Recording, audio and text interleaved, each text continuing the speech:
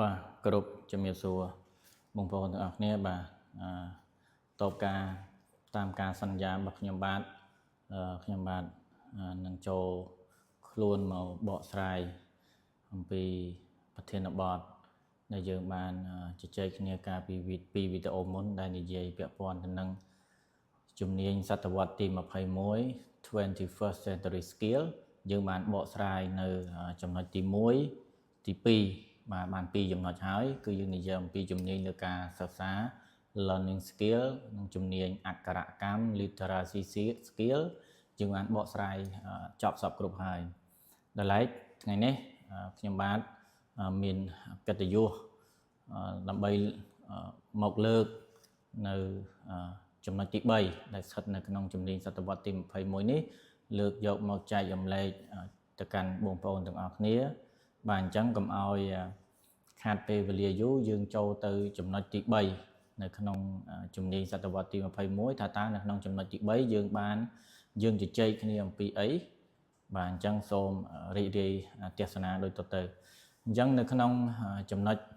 ទី3បាទនៅក្នុងចំណុចទី3នេះគឺយើង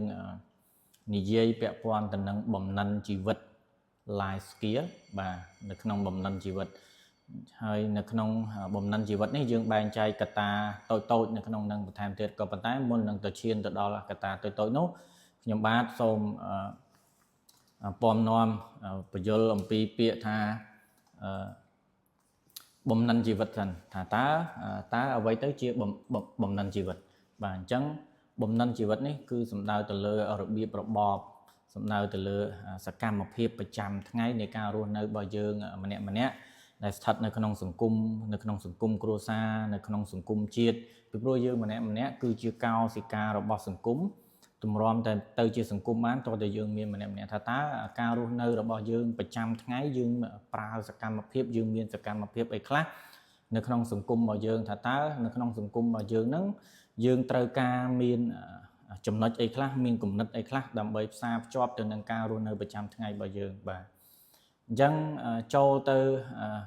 កត្តាទី1តែម្ដងដែលស្ថិតនៅក្នុងបំណិនជីវិត life skill ហ្នឹងនៅក្នុងកត្តាទី1បាទនៅក្នុងកត្តាទី1គឺខ្ញុំលើកយកចំណុចទី1ហ្នឹងគឺពាក់ព័ន្ធទៅនឹងភាពបត់បែន flexibility ភាពបត់បែនអញ្ចឹងអ្វីទៅជាភាពបត់បែនបាទយើងរស់នៅក្នុងសង្គមយើងត្រូវចេះបត់បែនខ្លួនត្រូវចេះស្គាល់កលៈទេសៈត្រូវចេះស្គាល់ពេលវេលាថាតើពេលវេលាណាដែលយើងគួរធ្វើអីពេលវេលាណាដែលយើងមិនគួរធ្វើអីពេលណាយើងគួរនិយាយពេលណាយើងមិនគួរនិយាយស្ថិតនៅក្នុងបរិបទនានាការបត់បែនខ្លួនទៅតាមស្ថានភាពជាក់ស្ដែងវាជាសុខសុវត្ថិភាពរបស់ខ្លួនយើងផងវាជាភាពល្អរបស់យើងផងពីព្រោះយើងកាលណាយើងជាមនុស្សដែលមានភាពចេះបត់បែនដែលយើងចេះសម្របខ្លួនទៅតាមស្ថានភាពវានាំឲ្យយើងនឹងរួចចាកផុតអំពីភាពលំបាកនានាជាដើមកាលណាបើយើងនៅតែរឹងត្អឹងវាអាចនឹងបង្កបញ្ហាដែរបាទអាចនឹងបង្កបញ្ហាមកលើយើងដែរអញ្ចឹងflexibility នេះគឺពិតជាមានសារៈសំខាន់ណាស់សម្រាប់យើងម្នាក់ដែលរស់នៅក្នុងសង្គមឧទាហរណ៍ថាក្នុងសង្គមយើងឧទាហរណ៍កាលពីសម័យ COVID ចុះអញ្ចឹងការពីសម័យមុនសម័យ COVID ការដើរហើររបស់ប្រជាជនរបស់យើងអត់ចាំបាច់ពាក់ម៉ាស់អត់ចាំបាច់អីទេវាមិនមែនជាតម្រូវការនៅក្នុងការពាក់ម៉ាស់ទេក៏ប៉ុន្តែនៅពេលដែលវីរុស COVID កើតឡើងនៅឆ្នាំ2019 2020កើតឡើងខ្លាំងអញ្ចឹងប្រជាជនទាំងអស់គ្រប់ឋានានុក្រមទាំងអស់គ្រប់ស្រទាប់វណ្ណៈទាំងអស់ចេញខាងក្រៅត្រូវតែពាក់ម៉ាស់ការពារសុខសុវត្ថិភាពផ្លូវដង្ហើមរបស់យើងអញ្ចឹងយើងត្រូវចេះបត់បែនគ្រប់កលៈទេសៈរហូតដល់រដ្ឋាភិបាលចេញគោលការណ៍3ការពារ3កុំជាដើមអញ្ចឹងយើងត្រូវចេះបត់បែនខ្លួនទៅតាមបរិបទសង្គមបែបហ្នឹងបាទត្រូវចេះបត់បែនខ្លួនទៅតាមបរិបទសង្គមវាបញ្ជាកុំឲ្យមានហានិភ័យណាមួយដែលកើតឡើងចំពោះយើងអាចធ្វើឲ្យយើងអន្តរាយការសិក្សាក៏ដូចគ្នាដែរបើយើងនៅក្នុងថ្នាក់បើយើងចូលទៅក្នុងថ្នាក់រៀនយើងត្រូវចេះបត់បែនខ្លួនថាតើយើងគួរតែមានអិរិយាបថយ៉ាងម៉េចនៅក្នុងថ្នាក់រៀនទោះបីយើងមានឋានៈមានតួនាទីមានអីយ៉ាងណាដែរប៉ុន្តែនៅពេលដែលយើងចូលទៅសាលារៀនយើងជាសិស្សយើងត្រូវដឹងថាខ្លួនយើងជាសិស្សខ្លួនយើងមិនមែនជា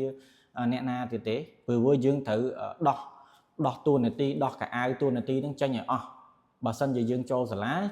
ខោអាវដែលយើងពាក់ហ្នឹងគឺខោអាវសិស្សអញ្ចឹង dương cùng vôអំណាច dương cùng vôអី ក្នុងហ្នឹង ក្នុងករណី យើង មាន តួនាទី យើង មាន អំណាច អី ណា ប៉ុន្តែ បើ យើង ចូល ដល់ សាលា យើង ត្រូវ ចេះ បត់ បែន ឧទាហរណ៍ មួយទៀត ឧទាហរណ៍ តែ បើ យើង ជា កូន អ្នក មាន ឬ ក៏ កូន អ្នក ទូធា ឬ ក៏ កូន អភិជន នៅ ពេល ដែល យើង ចូល សាលា យើង ត្រូវ តាំង ខ្លួន ឯង ថា ខ្លួន ឯង ជា សិស្ស អញ្ចឹង យើង ត្រូវ ចេះ ស្ដាប់ ការ អប់រំ ទូន្មាន ព្រាន ប្រដៅ ការ ណែនាំ របស់ លោក គ្រូ អ្នក គ្រូ ជា ដើម អញ្ចឹង យើង អត់ ត្រូវ យក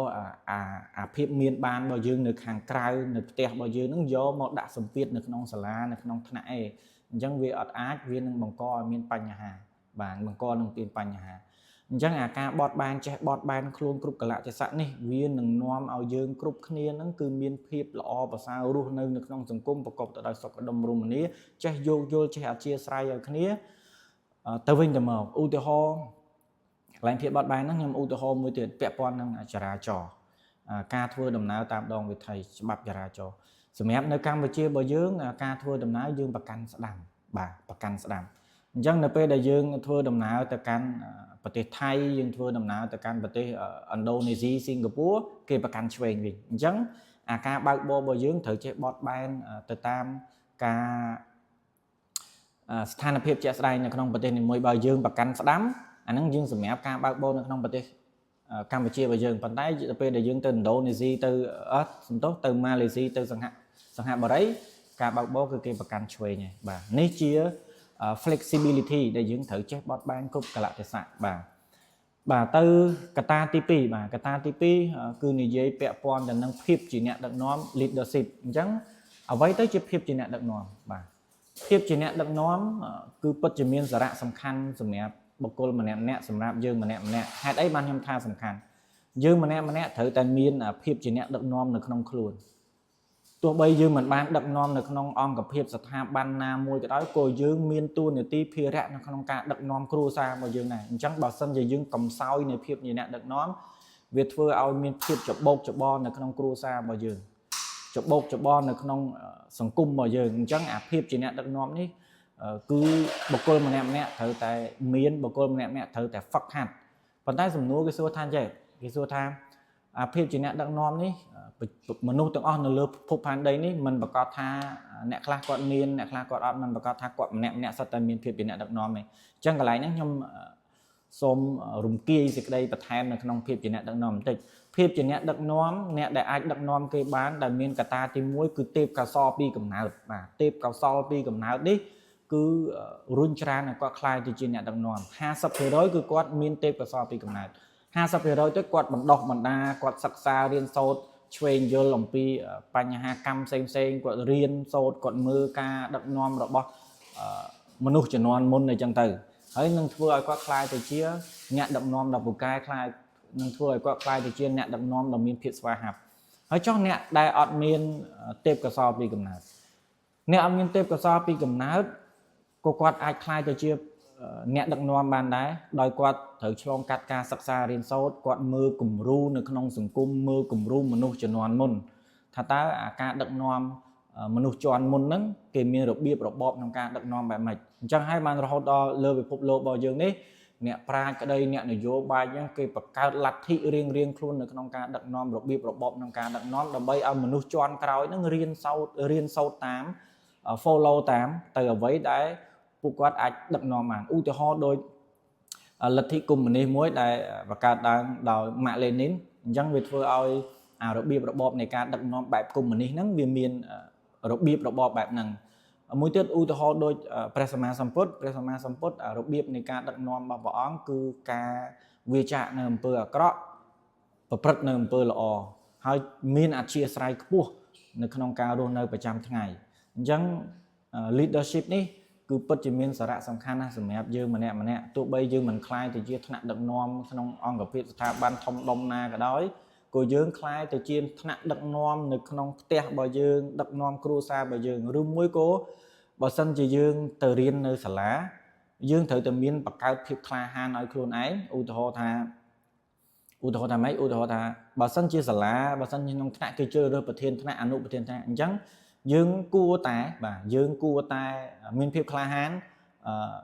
អាចនឹងធ្វើជាប្រធានថ្នាក់អនុប្រធានថ្នាក់ពីព្រោះអាភាពជាអ្នកដឹកនាំបើសិនជាយើងអត់មានទេពកោសល្យពីកំណើតទេយើងអាចបណ្ដោះខ្លួនឯងពីតូចមកហើយពីក្មេងៗមកហើយ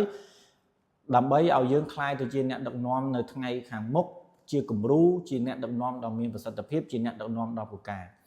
ឧទាហរណ៍ពាក្យមួយគេប្រើពាក្យថាគេអត់ត្រូវការ strong man ទេគេអត់ត្រូវការបរិះខ្លាំងទេប៉ុន្តែគេត្រូវការ effective leadership គេត្រូវការអ្នកដឹកនាំប្រកបទៅដោយប្រសិទ្ធភាពបាទអ្នកដឹកនាំប្រកបដោយប្រសិទ្ធភាពអញ្ចឹងកាលណាអ្នកដឹកនាំប្រកបដោយប្រសិទ្ធភាពអ្នកដឹកនាំល្អវានាំឲ្យគ្រួសារវានាំឲ្យស្ថាប័ននឹងជោគជ័យទាំងព្រមជោគជ័យគ្រប់គ្នាបាទជោគជ័យទាំងអស់ហើយអាការជោគជ័យនេះមិនមែនជាជោគជ័យជាលក្ខណៈបុគ្គលទេគឺជាការជោគជ័យរួមដោយសារអីដោយសារភាពជាអ្នកដឹកនាំខ្លាំងភាពជាអ្នកដឹកនាំល្អបាទអញ្ចឹងនៅក្នុងចំណុចទី2ខ្ញុំបញ្យល់ខ្លីប៉ុណ្ណឹងឥឡូវយើងចូលទៅចំណុចទី3បាទចំណុចទី3គឺយើងនិយាយអំពីគំនិតផ្ដួចផ្ដើមគំនិតផ្ដួចផ្ដើម interpretive បាទថាតើអាគំនិតផ្ដួចផ្ដើមហ្នឹងអ្វីទៅជាគំនិតផ្ដួចផ្ដើមអញ្ចឹងអាគំនិតផ្ដួចផ្ដើមបានន័យថាបើសិនជាយើងចង់ធ្វើអីមួយយើងត្រូវបង្កើតគំនិតយើងត្រូវរកវិធីសាស្ត្រក្នុងការដោះស្រាយយើងត្រូវផ្ដើមគ្រប់កិច្ចការទាំងអស់បើយើងមិនផ្ដើមបើយើងមិនប្រើគំនិតយើងមិនផ្ដើមធ្វើទេវាអត់ចេញលទ្ធផលទេអញ្ចឹងមុននឹងធ្វើសកម្មភាពយើងត្រូវឆ្លងកាត់ការគិតការពិចារណាសិនថាតើអាគំនិតដែលផ្ដួចផ្ដើមចង់ធ្វើអីមួយហ្នឹងថាវានឹងទទួលបានលទ្ធផលដូចមិនដែរវានឹងទទួលបានសកម្មភាពដូចមិនដែរឧទាហរណ៍បើយើងចង់ក្លាយទៅជាអ្នកដែលមានចំណេះដឹងផ្នែកអីមួយអញ្ចឹងយើងត្រូវមានគំនិតផ្ដួចផ្ដើមថាមុននឹងក្លាយទៅជាអ្នកមានចំណេះដឹងផ្នែកឧទាហរណ៍ថាផ្នែកវេជ្ជសាស្ត្រចុះផ្នែក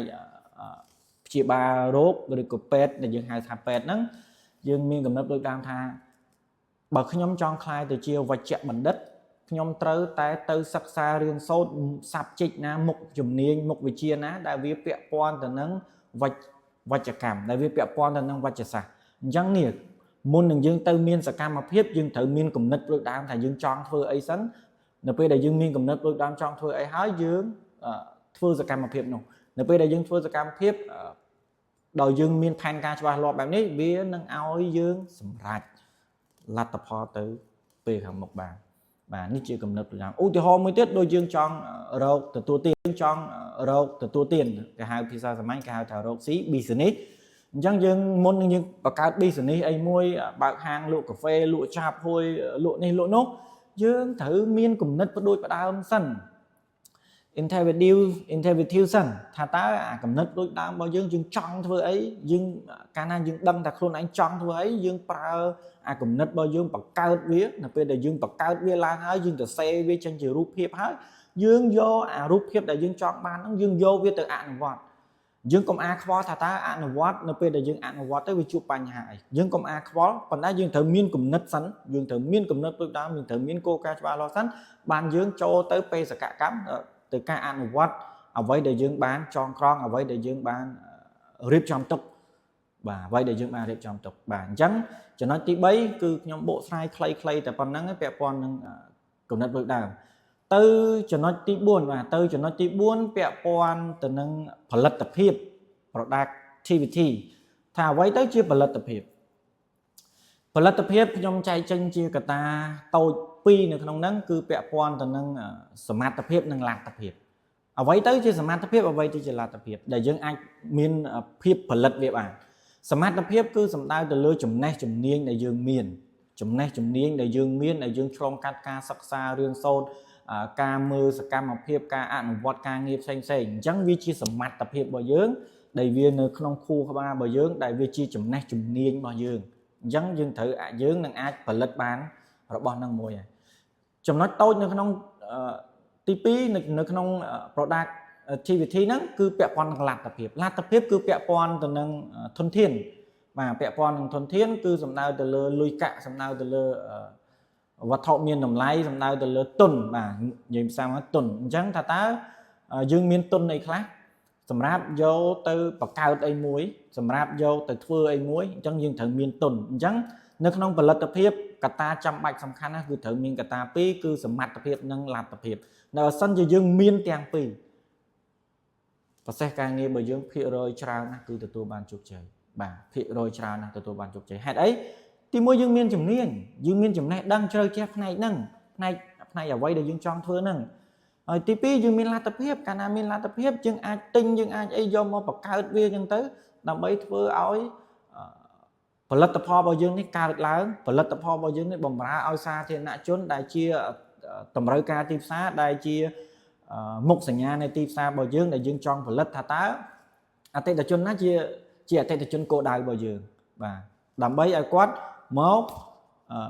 ជួយគ្រប់គ្រងនឹងអ្វីដែលយើងបានផលិតឡើងអញ្ចឹងវាជាផលិតភាពជាសមត្ថភាពឧទាហរណ៍មួយទៀតបើសិនជាគ្រូបរិញ្ញាអញ្ចឹងគ្រូបរិញ្ញាជាទូទៅគាត់អាចនឹងមានចំណេះដឹងទូលំទូលាយអញ្ចឹងគាត់មានសមត្ថភាពហើយប៉ុន្តែ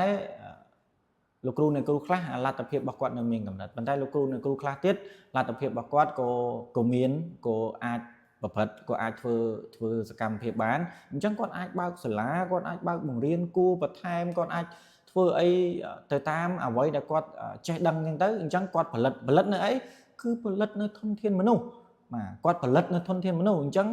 ផលិតភាពរបស់គាត់អាចផលិតអ្វីបានគឺផលិតនៅធនធានមនុស្សដើម្បីឲ្យមនុស្សមានដើម្បីឲ្យសង្គមរបស់យើងសម្បូរទៅដោយធនធានមនុស្សហើយคล้ายទៅជាមូលធនមនុស្សនៅក្នុងសង្គមជាតិដើម្បីអភិវឌ្ឍប្រទេសជាតិរបស់យើងដើម្បីអភិវឌ្ឍបុគ្គខ្លួនឯងដើម្បីអភិវឌ្ឍសង្គមគ្រួសារដើម្បីអភិវឌ្ឍជាតិរបស់យើងឲ្យកាន់តែមានភាពលេចធ្លោឡើងបាទអញ្ចឹងនៅក្នុងចំណុចទី4នេះពាក់ព័ន្ធនឹងផលិតភាព productivity នេះខ្ញុំសូមបកស្រាយខ្លីប៉ុណ្ណឹងទេឥឡូវយើងចូលទៅចំណុចទី5បាទចំណុចទី5នេះជាចំណុចចុងក្រោយហើយនៅក្នុង life skill គឺនិយាយពាក់ព័ន្ធទៅនឹង social skill អញ្ចឹងនៅក្នុងសង្គម social skill ជំនាញនៅក្នុងសង្គមបាទអញ្ចឹងនៅក្នុងសង្គមយើងត្រូវមើលដែរថាតើសង្គមរបស់យើងរាល់ថ្ងៃជាសង្គមបែបណាការរស់នៅរបស់យើងរាល់ថ្ងៃយ៉ាងម៉េចហើយគេឲ្យនៅក្នុងសង្គមរបស់យើងរាល់ថ្ងៃគេឲ្យតម្លៃទៅលើអីអញ្ចឹងយើងត្រូវចេះតាមដានស្ថានភាពសង្គមរបស់យើងថាតើសង្គមរបស់យើងដល់ណាហើយសង្គមរបស់យើងនេះប្រទេសកម្ពុជារបស់យើងនេះឬក៏នៅក្នុងទីក្រុងនៅក្នុងរាជធានីឬនៅតាមបណ្ដាខេត្តបរិបទជុំវិញរបស់យើងនៃការរស់នៅហ្នឹងគេមានការរបៀបរបបនៅក្នុងការរស់នៅមិនដាច់អញ្ចឹងយើងត្រូវចេះមើលឲ្យមានភាពបត់បែនឧទាហរណ៍ថាបើយើងចង់បើកបើថាចង់បើកហាងកាហ្វេមួយអញ្ចឹង